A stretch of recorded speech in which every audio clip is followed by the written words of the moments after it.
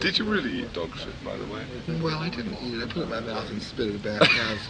I always thought eating you have to swallow it, you know. You didn't swallow it? No. What did it, did you rehearse that? No. Because I really didn't think I thought he was kidding me. I thought you must have been, he probably thought you were kidding him. You were the one who did it. He was quite serious. And he'd asked me a year before, when he first got the idea for this. And he said, "You're going to play the filthiest person alive." He said, "So in the end, let's really give it to them." So I think it'd be fabulous if we just did something like a dog show. I said, "No problem, you know, I can do anything." And then we're making the movie, and he was very vague about the last day's shooting. And with John, everything is quite scheduled out on a piece of paper, you know, this is the scene, this scene. But the last day, there was nothing written down, you know?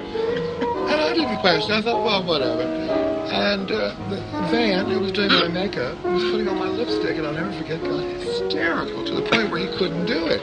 He had to sit down in the chair and he'd go, I said, "Van, what is it? What's wrong?" He said, "Well, I don't know why I'm even bothering."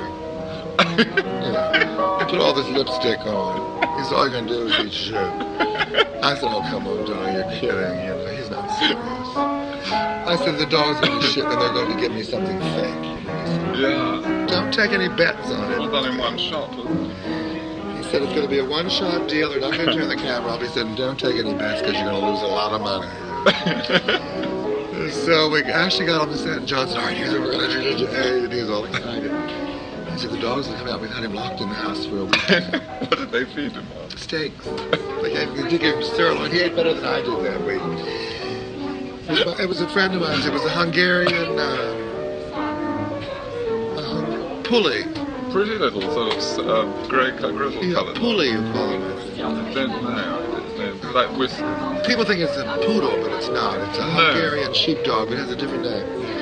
Anyway, friends of mine, the dog was very well house trained and wouldn't come in the house, and they did lock the dog in the house for about 3 days.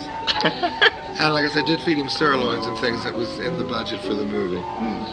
And he said, "All right, now the dog's going to come out, and when it squats down, I want you to jump down, pick it up, bite it off, throw the excess away, and give me a big shit-eating grin." I thought, well, he's gone completely bananas, you know. So he said, "Don't even think about it. Start the cameras. We're doing this." So I didn't really, you know, it really didn't hit me.